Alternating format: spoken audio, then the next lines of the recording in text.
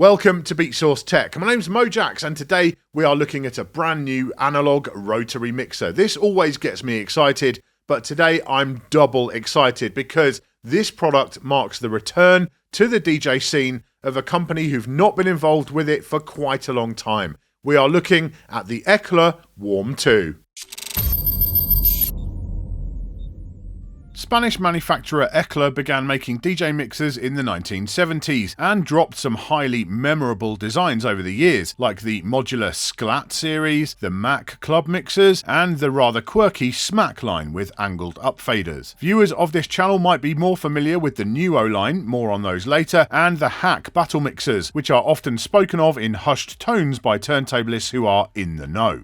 Back in the day, I often heard them described as the reign of Europe, and that makes a lot of sense. They were built locally, had designs unlike anyone else's, and were well renowned for their sound quality. But after the last Hack model was released a whopping 13 years ago, the company pulled out of the DJ market, and most thought that was the end of the story. But a new chapter has begun, as earlier this year Ecler announced the WARM2, a 2-channel analog rotary mixer. It sells for around €650, which translates to around $730, and that means it isn't the cheapest rotary on the market, but it comes in comfortably below the next most affordable option, the Master Sounds Radius 2, which clocks in at just over $1,000. Looking at the mixer itself, you are clearly getting quite a lot for your money. Construction is solid metal all around for the cabinet, with different textures on the top and the other panels, which I like. Overall, I think the build is very solid indeed, and everything on there feels durable. And although I don't normally mention warranties, the fact that the WARM2 has a 3-year one speaks volumes about their confidence in the product. It's also still built in Spain like their older mixers were, which is always nice to see.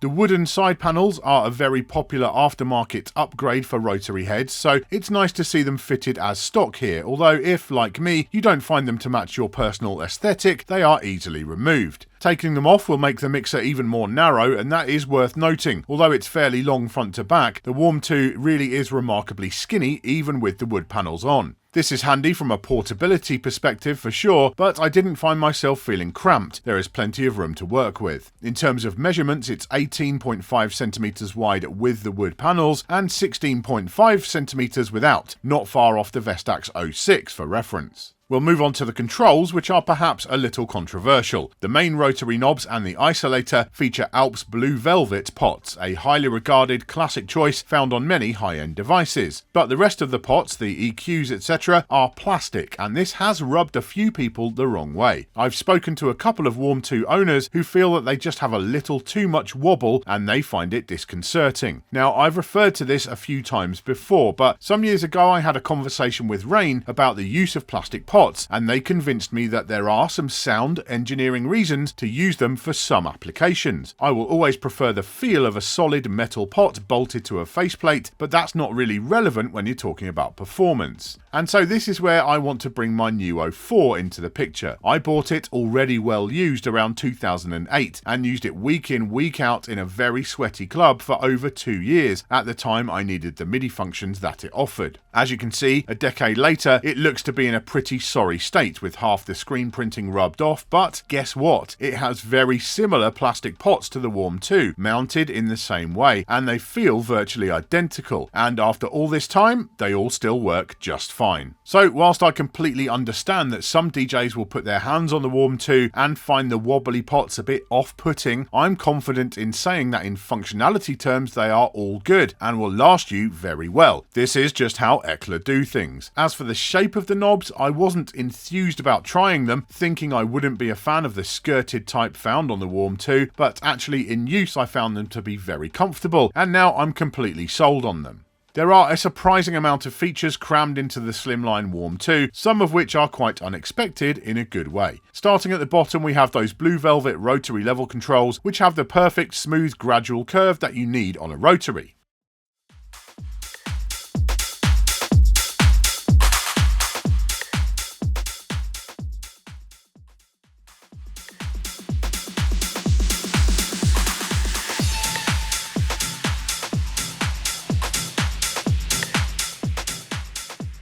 Next to those are the VU meters. Bright and clear with precise markings, they work very well. You have a stereo pair for the mix output and a single one for the PFL or Q signal. The way they're laid out makes the mixer look a tiny bit lopsided as they aren't centered in the mixer, but that's being really pedantic and it doesn't impact anything. Above that we have the isolator, which I absolutely love. There is plenty of room to tweak things with two hands at once, and the musicality of the isolator is great, with crossover points at 300Hz and 4kHz. It goes from a full cut to a 12 dB boost, which isn't the highest out there, but still enough to do damage if you aren't paying attention to your levels, so as with any isolator, approach with caution.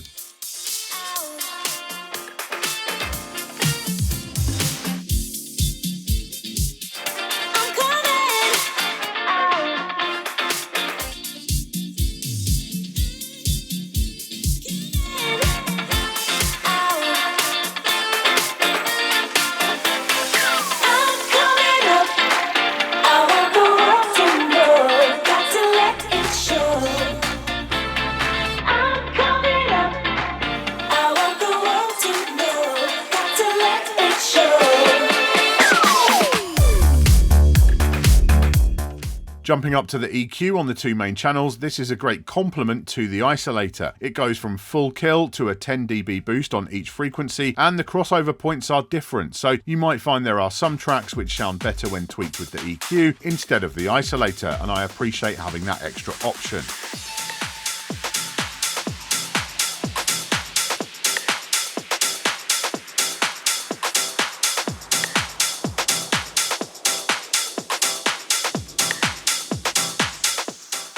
We'll move on to channel 3, yes, the third channel on this 2-channel mixer. It is more limited than the main two, only having bass and high EQ and a small rotary pot for volume, but it is functionally a full channel, switchable between mic and line and with its own Q button. There is only a balance jack input for the mic rather than an XLR, but that's okay due to space constraints, and I was fascinated to find that the mixer ships with phantom power for condenser microphones enabled. That can be turned off with some jumpers if needed, but I love that if you use the mixer for radio or live streams, then it's going to work great with studio condenser mics out of the box, which is a rare thing on any DJ mixer. There's also a really wide gain range on the channel, which means it should work well with pretty much any microphone or line level source. Heading to the rear of the WARM2, we find the rest of the connections. A universal power supply with an IEC connector means the mixer can be used worldwide. There are 3 outputs. The master is on balanced XLRs, there's a booth output on RCAs with its own level control, and a record output also on RCAs. Again, with space so limited, I can understand the lack of a balanced connection for the booth, although I would always prefer one. As with the jumpers for the phantom power on the mic, there are also some more inside the mixer to adjust the output levels for the master and booth, which is a nice bit of attention to detail, a running theme on this mixer. Aside from the mic jack, everything else is on RCAs with the 2 inputs for each main channel, the line input for channel 3, and the effects send and return. Ah yes, the effects send and return. This is really dope, with the option on each channel of pre and post fader routing, and a level knob which makes activating effects much smoother than just using a switch. It's the same system here as found on my old Nuo 4, which I used religiously with my EFX 500, and it works just as nicely here. It's a useful feature, nicely executed, and I'm delighted with it.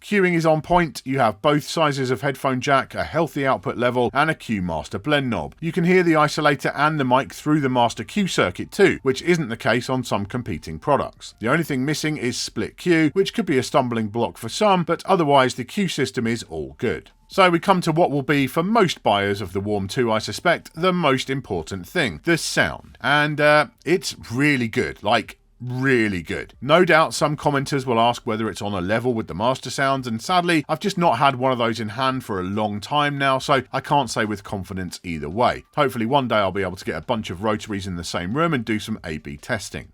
but I can say that whether on studio monitors or sound systems I tried at venues, the WARM2 really lives up to its name. Well-rounded, punchy analog sound, loads of low end and lots of clarity in the top end with no harshness, and vocals and instruments really shine in the mid-range. One competitor I can compare it to is Omnitronic, whose latest model I just reviewed recently, and the Ecler is definitely a step above in the sound stakes. And sure, you'd kind of hope it would be, as the WARM2 is almost twice the price of the equivalent 2-channel TRM, but it certainly would be noteworthy if it wasn't superior.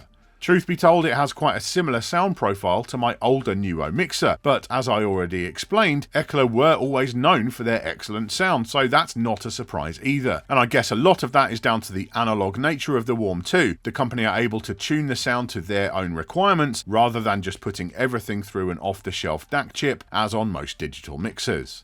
A big part of the winning sound on the WARM2 is down to the phono preamps, which are simply excellent. I tried them with a few different cartridges, and the clarity of the preamps really allowed the differences between those carts to be heard. It's also worth noting that the preamps are very hot when it comes to output level, so if you lean towards more hi-fi orientated carts with lower output voltages, the WARM2 should handle those for you without fuss. You don't have to play vinyl through the WARM2 to enjoy it, but I'm certain that if you do, it will make you very happy. Overall, I'm just hugely impressed with the WARM2, whether playing with digital or analog sources. Ecler haven't tried to reinvent the wheel here. They've taken design cues, sound quality and features which they were known for in the past and added them into a contemporary package which really feels and sounds a lot more premium than you might expect considering the price tag. Is it safe to say Ecler are back in the game with the WARM2? I absolutely believe they are. So there you go, my thoughts on the WARM2 from Ecler. I'll be honest with you, I was concerned. When Ecler said they were coming back with this WARM2,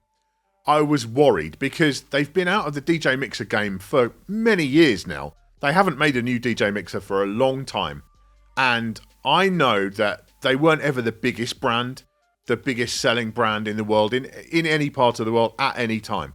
But they did have a pretty loyal following of people who really liked and respected their ethos and the way they made their products, and I include myself in that. You know, I swore by my Ecler mixer for a number of years. I used it so much, wore the thing out, and it still works today.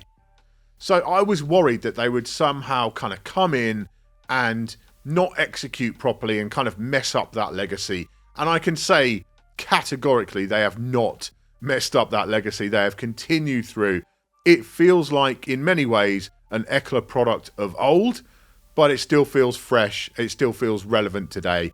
I think this is a fantastic mixer for the money. I really do. If you'd have given me this mixer and let me play with it for a while and asked me to price it, what I thought it would be sold at, I would have come in at a price much closer to $1,000, €1,000 than what this thing is actually selling for. I think the value proposition is very, very good. Now, of course, with any kind of analog rotary mixer like this, the main audience for it is going to be people who appreciate and value sound quality. And that is what you get with the WARM2. The overall sound of the mixer, wonderful. The phono preamps, top notch. Really, really nice phono preamps. And there's so much headroom there. Whatever kind of cartridge you choose to use with it, you're going to get great results. You're not going to be pushing things in terms of levels. So overall, yeah, it's really well designed, really well made, and really well executed. And it's a fantastic return from the brand. I just want to see more now. I'm excited. I want to see a WARM3, a WARM4, a WARM8. Bring us a line. Because this, if they can pull off this mixer as their first device, I can't wait to see what they've got coming up next. Now, this week in the comments below, I'd like to know about your experiences of Ecler. Have you used their mixers in the past? Which one did you own? What features did you like the most from them? Because I don't know. I'm not sure how many of you watching this actually did own one or use one back in the day. They were fairly popular in Europe, but perhaps a lot less so in the US. So yeah, let us know your experiences of Ecler products in the comments below. Thank you for watching this episode of Beatsource Tech. I do hope you've enjoyed it. If you have, give the video a thumbs up and make sure you're subscribed so you don't miss any future videos. I'll see you next time.